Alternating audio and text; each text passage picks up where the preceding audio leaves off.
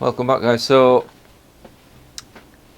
on my channel I did a video beginning of the year, I believe it was. I had a customer who had a Yamaha WR125R. That's the one with the big wheels. His engine had a bad crankshaft. I rebuilt it and I did some videos on it. Essentially put a new crankshaft in. It needed a new cylinder and piston, I think, as well. So that got all done and dusted, and he basically had the summer riding it, and then it developed a couple of issues after. It overheated, so it ended up getting a new thermostat. That fixed the problem, and then shortly after that the crank has gone again. So if you've watched the recent videos that I've done, I did a YZF125, which is essentially the same engine, and that one had an aftermarket cylinder that, you know, I thought was a genuine one. It wasn't actually. So yeah, so this one I did at the start of the year, and what I said to the guy was basically it needs a new crankshaft. To buy a new crankshaft from Yamaha, it's the best part of £600 in the UK. So for such a small cheap bike, it's a lot of money to lay out just on one particular part. Unfortunately, Yamaha don't sell the crank pin, the conrod, anything separately really. Even the bearing you can't get on its own. So this crank in front of you is the crank that came out of this engine, and we've split it and put a new conrod and a new pin in.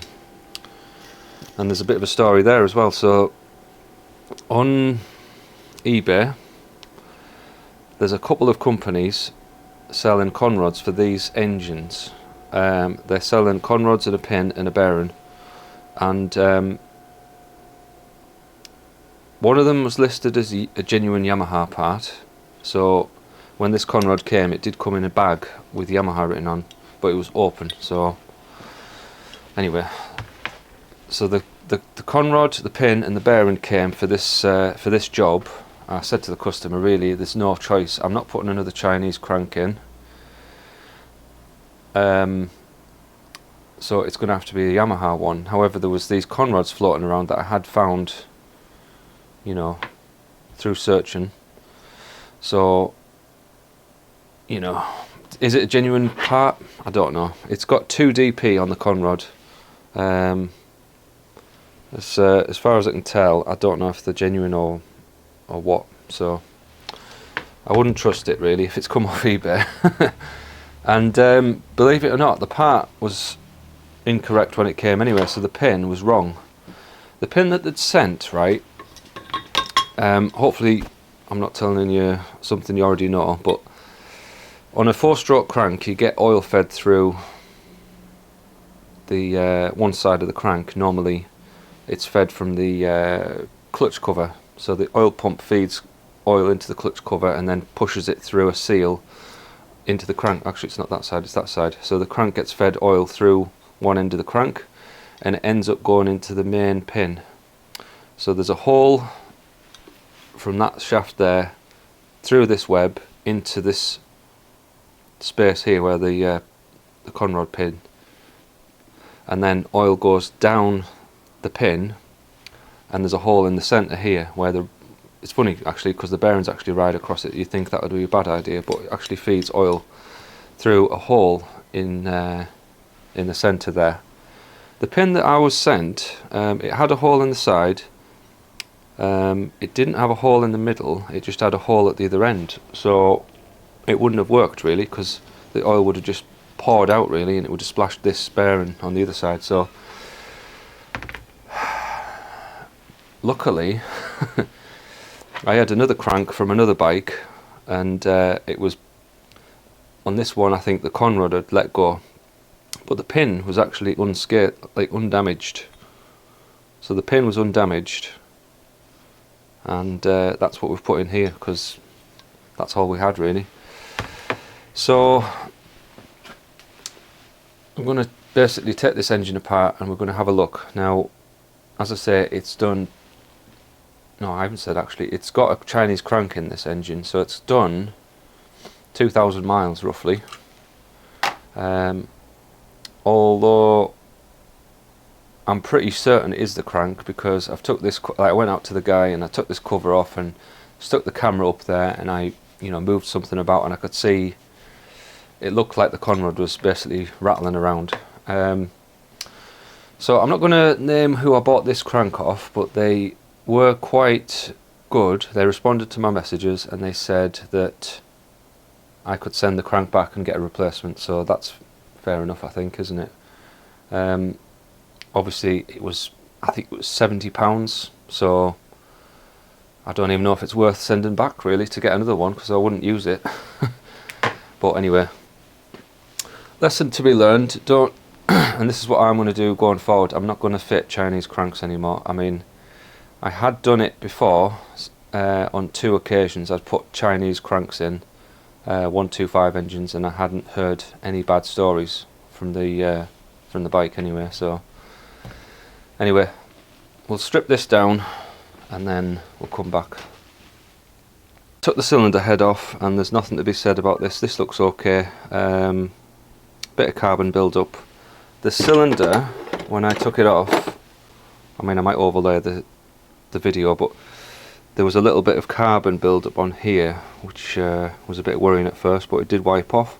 And then I did notice as the piston came off there's a lot of scuffing, so you get the light right, you can almost see a lot of wear in this Nickersil coating. So I'd be hesitant about putting this back on, so I might have to speak to the customer and see if he's got it in the budget. I mean, the budget's, I've tried to keep the budget down because this is really on me, because I fitted this crank, you see. So it's part of my responsibility. I recommended this crank. I should take some of the cost out of the equation. So anyway, oh yeah, and the other thing was the crank is definitely kaput, and the reason that we're getting heavy wear on the cylinder is because there's that much force.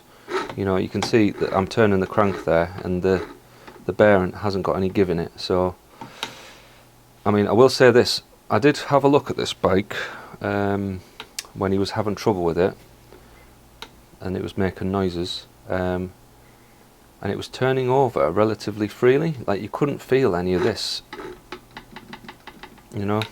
so, and yeah, this is pretty much what happened the first time this bike came to me at the beginning of the year. So the cylinder was damaged because of all the pressure that's getting put on it.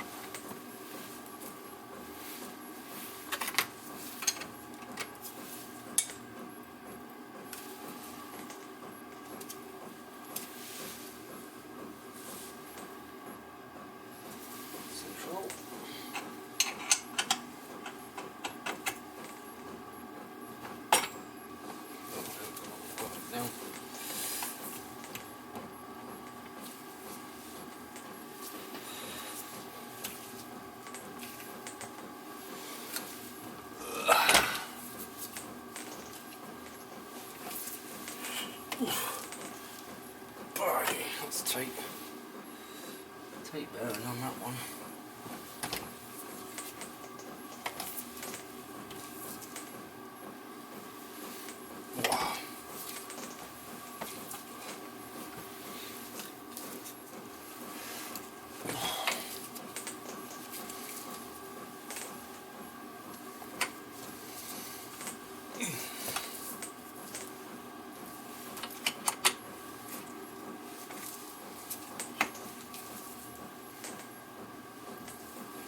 Jesus. That'll take all the way off.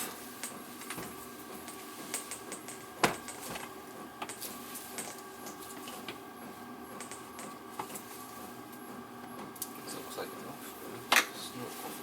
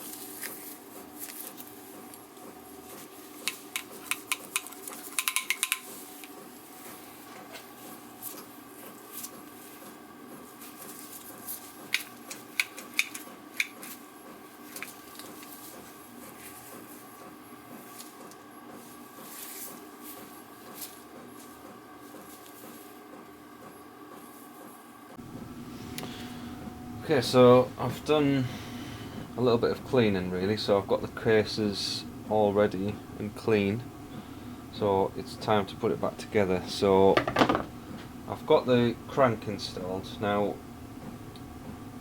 The crank will go into this bearing that's pressed into this case, so it's a slide fit, so you can actually fit it without much force. You don't need a pusher or anything like that to, a puller to draw it in. It should just feed in. Now I struggle to get the old one out, so I've probably got some footage of that pushing it out, using one of these, which is like a case splitter for small engines. So I used that to push it out, and there's actually two large M8 bolts in the case in here that you can use. They're the best ones to use to push this out, although in theory it should have just slid out, but anyway. So this is the crank. I think I've already shown this, but it's no good anymore. It's got some very crunchy big end bearings, and yeah, the cylinder and the piston I think I'm going to have to replace, because it just doesn't make sense to put them back in. So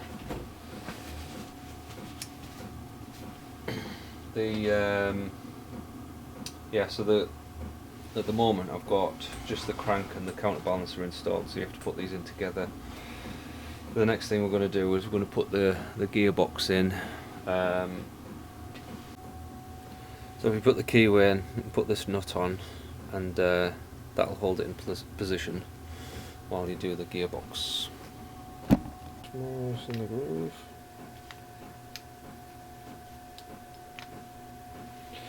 Okay, oh, they should go together nicely.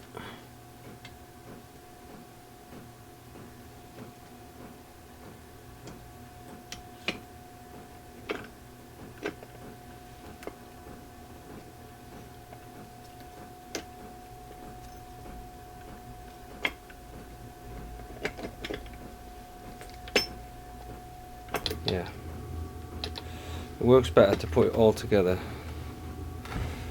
as a unit versus trying to do each individual thing. You'll never get this. These two shafts will never go in separately.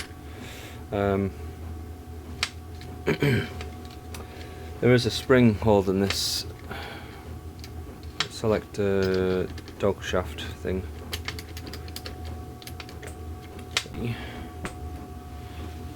For the other case to go on now. Not much to worry about in the middle. Right, so I've put the cases together.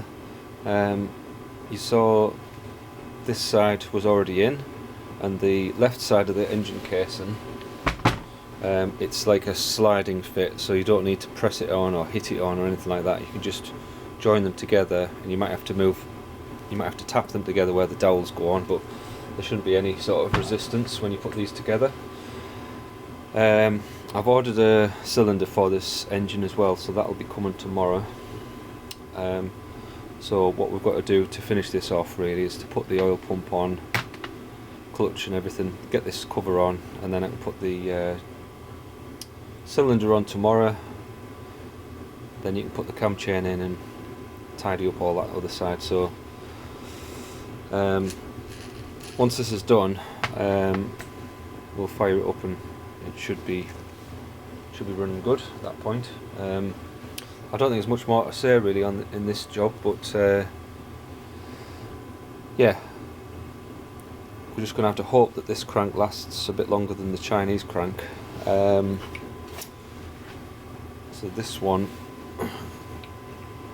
is not going to be much use. I think the pin and the bearing and everything's just going to be completely damaged too much really.